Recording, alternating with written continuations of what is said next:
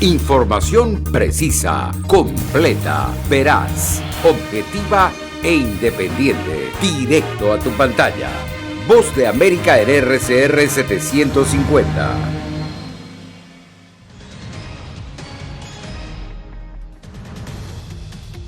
Avanza la contienda presidencial en Estados Unidos. Joe Biden y Donald Trump se preparan para su último debate. Largas filas de electores en el primer día de votación adelantada en el estado de Florida. Pacífica jornada electoral en Bolivia. Y el repunte de casos de coronavirus en Estados Unidos y Europa.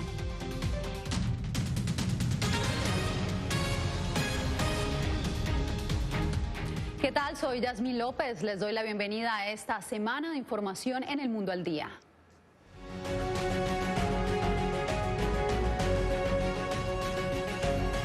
Entre eventos de campaña, encuestas y el último debate presidencial de la temporada agendado para esta semana, los dos candidatos a la presidencia de Estados Unidos están en la recta final para las elecciones del 3 de noviembre. Nos conectamos con Jorge Agobián en Washington. Jorge, ¿cuál es la agenda que tienen las dos campañas y qué se puede esperar esta semana?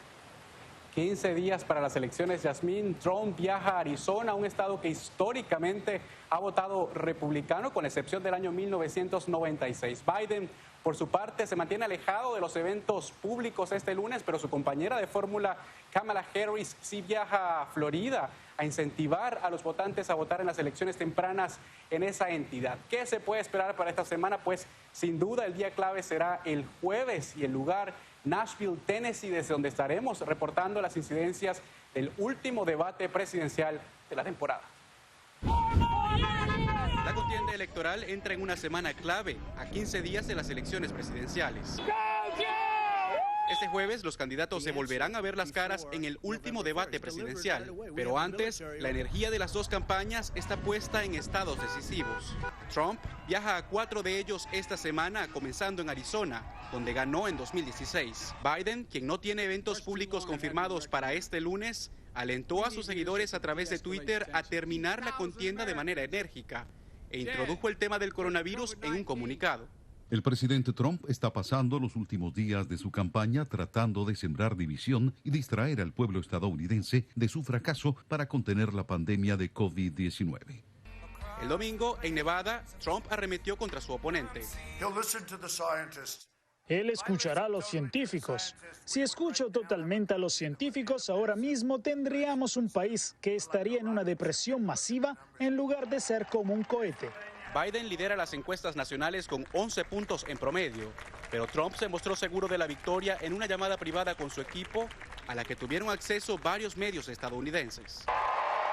La gran fotografía que presentan las encuestas es para muchos un recuerdo de lo vivido 4 años atrás, cuando la candidata demócrata aventajaba a Trump por un margen similar.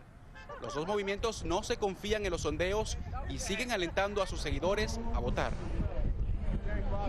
Por otra parte, el presidente Donald Trump criticó a través de un tuit a Anthony Fauci, el principal epidemiólogo de Estados Unidos y también principal el asesor de la pandemia de la Casa Blanca. Dijo que debe informarse mejor y tomar mejores decisiones. Esto después de que en la mañana también en esta llamada con su equipo de campaña criticara a Fauci diciendo que es un desastre y asegurara también el presidente Donald Trump que la gente está cansada de escuchar sobre el coronavirus. Yasmín.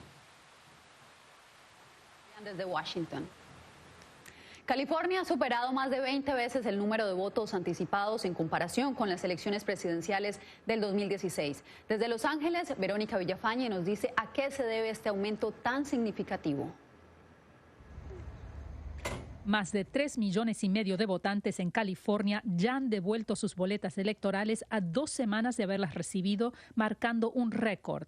Para el mismo periodo de voto anticipado en las elecciones presidenciales del 2016, solo se habían enviado 150,000. La motivación, según el analista político Hernán Molina, además de temor al COVID-19 y posibles demoras en el servicio postal, los votantes están ansiosos por hacer cambios en un país polarizado. El presidente genera un amor intenso entre sus seguidores y un odio intenso, un rechazo intenso en aquellos que quieren terminar con su presidencia, hacerlo un presidente de un solo término. Y ahí es donde está la efervescencia, ahí es donde está la bronca, y la bronca es movilizadora. Debido a la pandemia y para minimizar la posibilidad de contagio por coronavirus, el gobernador de California, Gavin Newsom, ordenó que todo votante registrado reciba una boleta por correo como esta. Hasta la fecha se enviaron más de 22 millones. En una encuesta realizada por la Universidad del Sur de California, votantes expresaron preocupación de ser infectados con COVID-19, así como por largas colas el día de elecciones. Casi el 50% de los encuestados y el 44% de los latinos dijeron que votarían por correo o depositarían sus boletas en buzones especiales. Quieren estar seguros que el voto va a contar y por eso están participando en forma temprana y llevando sus votos a estas casillas y también votar por correo. En California, los centros para votar en persona de forma anticipada abrirán a partir del 24 de octubre. Se estima que el interés por votar genere largas colas, tal como se ha visto en otras ciudades alrededor del país. Verónica Villafañe, Voz de América, Los Ángeles. Y largas filas también se han registrado en el sur de Florida debido al comienzo del periodo de votación adelantada que se inició en ese estado este lunes. José Pernalete nos trae el reporte desde Miami. En Florida, los votantes comenzaron a hacer filas desde bien temprano en la mañana para sufragar en el inicio del periodo de votación adelantada. En el condado de Miami-Dade se espera la participación de 1.200.000 electores. La votación anticipada tomará lugar a través de 14 días, desde el lunes 19 de octubre hasta el domingo 1 de noviembre. Las urnas estarán abiertas desde las 7 de la mañana hasta las 7 de la noche en estos 14 días. Susie Trudy, vocera del Departamento de Elecciones del Condado de Miami-Dade, dijo a La Voz de América que el entusiasmo de los electores por una votación presidencial puede representar este 2020 un 80% de participación. Para la votación anticipada, estimamos de 400 a 500.000 personas que van a votar en persona durante estos 14 días. También con las boletas de voto por correo hemos recibido más de 200.000 boletas hasta el momento.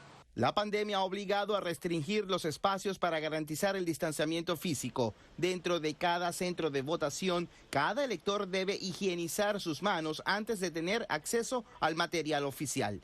En Florida se han recibido 2.400.000 boletas enviadas por correo. Además, los electores pueden depositar este tipo de boleta en las denominadas cajas seguras, otro mecanismo para facilitar la participación electoral durante la crisis del COVID-19. José Pernalete, Voz de América, Miami.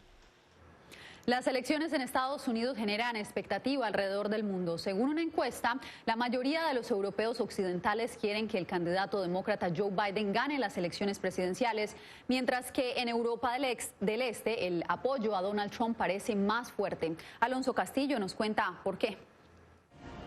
En 2017, Donald Trump y su homólogo francés Emmanuel Macron se encontraban en los primeros meses de sus respectivas presidencias y forjaron una amistad poco probable. Pero en los años posteriores, las diferencias en el comercio, el cambio climático y Brexit han puesto esa relación bajo tensión. Residentes en París manifestaron su opinión.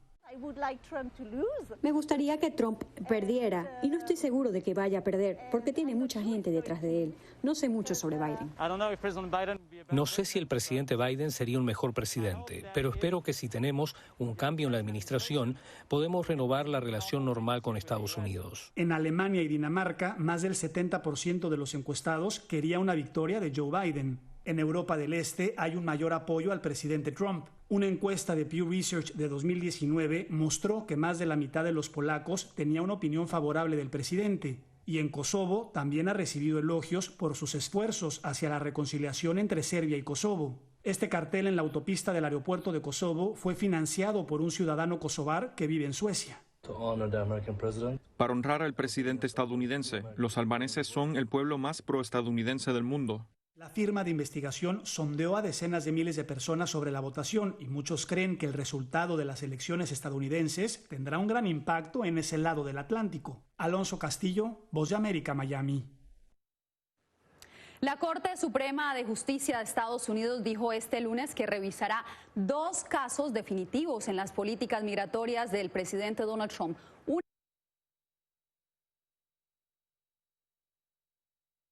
Pentágono para la construcción del muro fronterizo. Hay que mencionar que en fallos realizados anteriormente por el máximo tribunal respecto a ambas iniciativas se favoreció las órdenes de Trump, pero no han sido definitivas.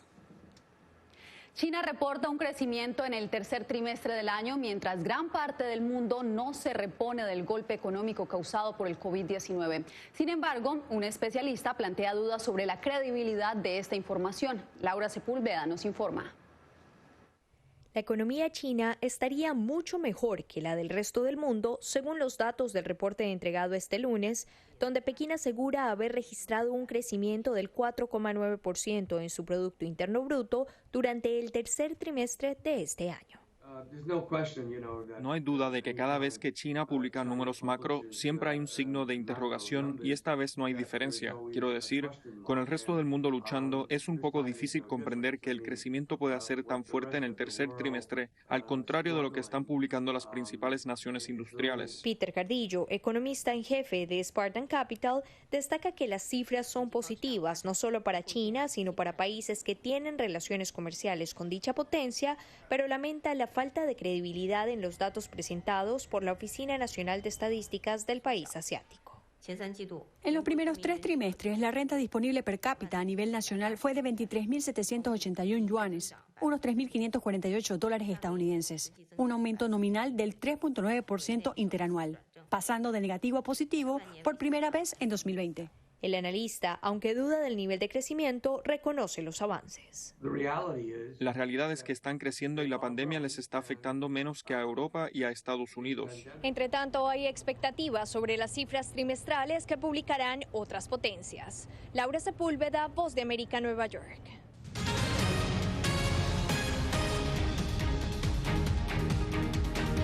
Los bolivianos acudieron masivamente a las urnas en una jornada que fue calificada por las autoridades y los veedores internacionales como exitosa. Con datos preliminares no oficiales, Luis Arce Catacora, candidato del MAS, el mismo partido político que mantuvo a Evo Morales por 18 años en la presidencia, ganaría en primera vuelta. Bolivia vivió una histórica jornada electoral en la que se definió a las autoridades que gobernarán el país por los próximos 5 años. Aún no hay resultados oficiales, pero los primeros datos de las encuestadoras por conteo rápido indican que el candidato del Movimiento al Socialismo, Luis Arce Catacora, habría obtenido más del 50%, lejos del segundo en la preferencia electoral, Carlos Mesa, de Comunidad Ciudadana. El binomio del Movimiento al Socialismo festejó estos resultados preliminares. Hemos recuperado la democracia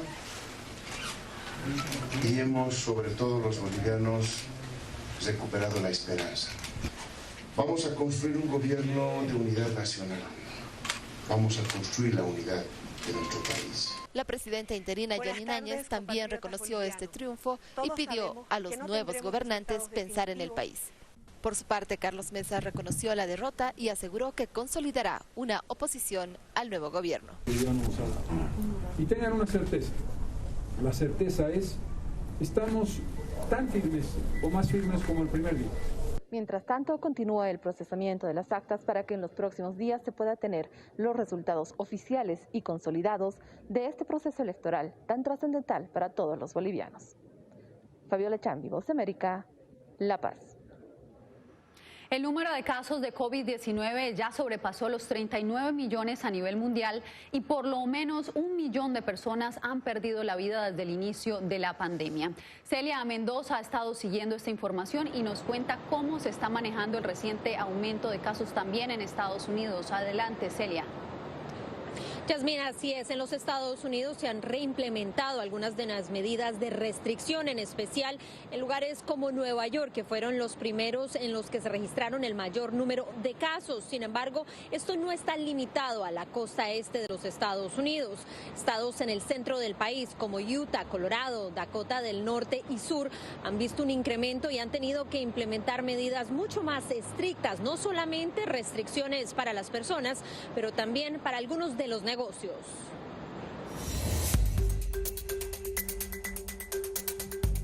París, Bruselas, Madrid, entre otras ciudades europeas, han impuesto medidas para tratar de controlar el aumento de los casos de COVID-19, en lo que las autoridades locales han identificado como una segunda ola de contagios. Mientras en Estados Unidos los nuevos casos diarios han llegado a los 69,000, la cifra más alta desde el mes de julio, según datos de Johns Hopkins University, que hasta la fecha confirma más de 8 millones de contagios y por lo menos 218,000 muertes en el país. Sabemos exactamente dónde vienen los casos, así que debemos cambiar la estrategia, la fórmula para ir del estado a una región y al condado, hasta la focalización real de las zonas donde se registra el aumento en la propagación. Explicó el gobernador Andrew Cuomo de Nueva York, donde se han implementado medidas restrictivas por áreas específicas para tratar de detener el aumento de los casos, que en estados como Wisconsin, Indiana, Utah, Colorado, entre otros, sobrepasan previos récords diarios de acuerdo a las cifras oficiales. La solución para bajar el riesgo, no para sentirte que no te puede pasar nada, pero para bajar el riesgo es tratar de no estar cerca de otras personas. O de limitar ese contacto personal a un grupo muy selecto de familiares. Así lo aseguró en conversación con La Voz de América el doctor José Antonio Cisneros, quien insistió en la importancia de tomar medidas de precaución. Si hay síntomas y si hay cierto malestar, cualquiera que sea, uno tiene que quedarse en su casa y volver a hacer otra cuarentena de 14 días, por uno y por los familiares. Y si ya hay síntomas respiratorios y fiebre, para el hospital. El gobernador de Nueva York anunció que están planeando hacer una vacunación masiva, para lo que se necesitarían por lo menos 40 millones de vacunas, algo que según él necesitaría hacerse directamente con el gobierno federal. Gracias, Celia, por la información.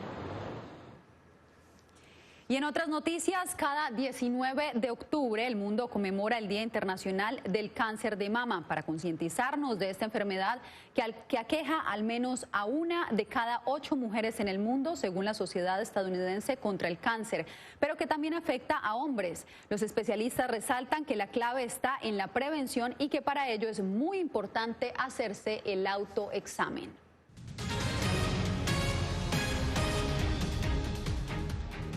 Hay preocupación en Venezuela por el fallecimiento de reclusos en las cárceles del país. Según un estudio, enfermedades como la tuberculosis, VIH y COVID-19 se han propagado exponencialmente. Álvaro Algarra desde Caracas con la información. De acuerdo al más reciente informe presentado por el Observatorio Venezolano de Prisiones, en los centros penitenciarios del país abundan casos de reclusos con diversas patologías que no están siendo atendidas correctamente por las autoridades gubernamentales. Carolina Girón, directora de la ONG, alerta que desde octubre del 2019 hasta el presente, de las 55 muertes que contabilizaron en las cárceles, 40 fueron por motivos de salud, la mayoría ligados a desnutrición y hacinamiento.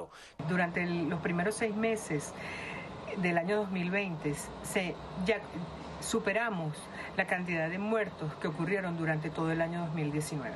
Del mismo modo, el criminólogo Luis Alfonso Martínez, en entrevista con La Voz de América, destaca que la situación en las prisiones del país se le está escapando de las manos a la administración en disputa.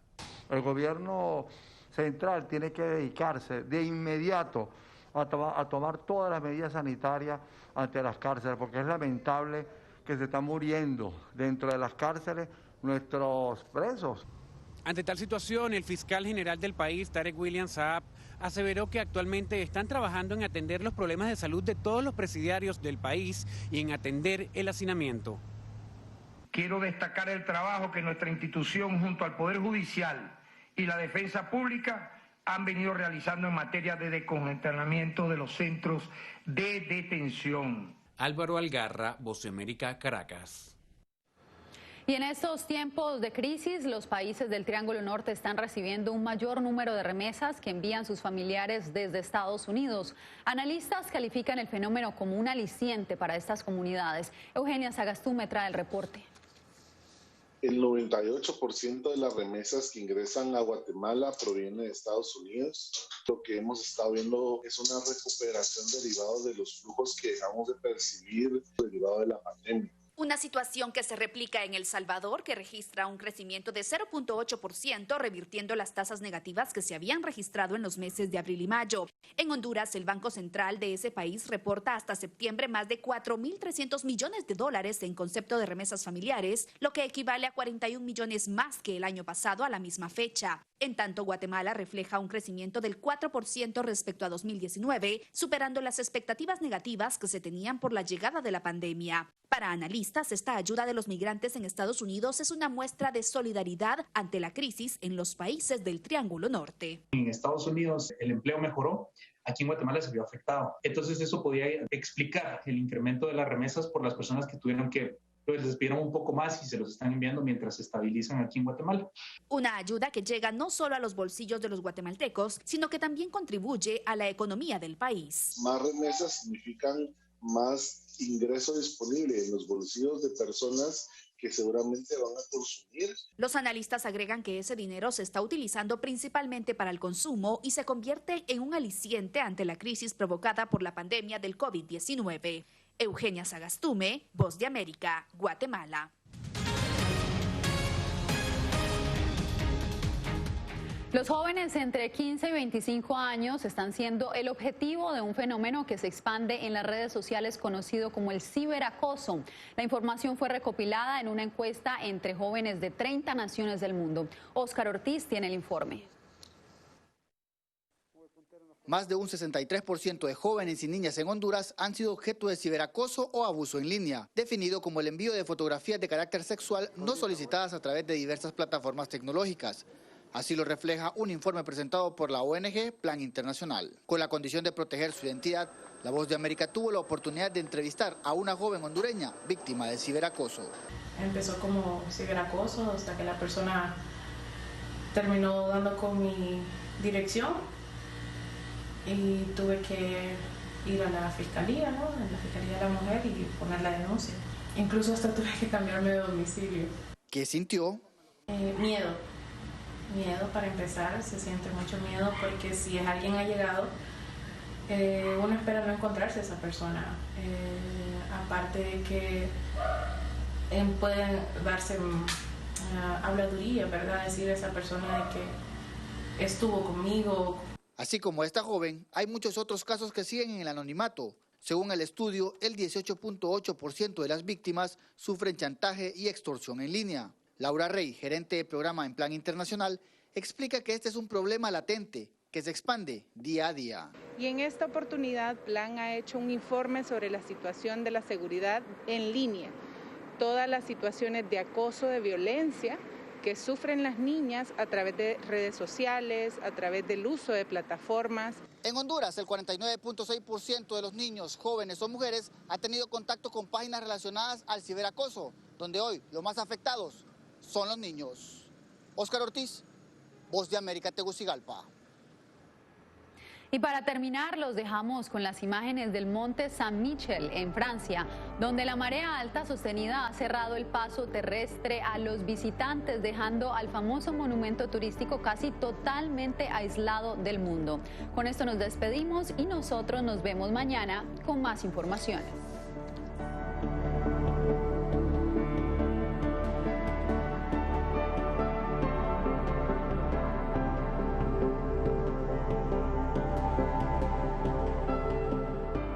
Información precisa, completa, veraz, objetiva e independiente. Directo a tu pantalla. Voz de América en RCR 750.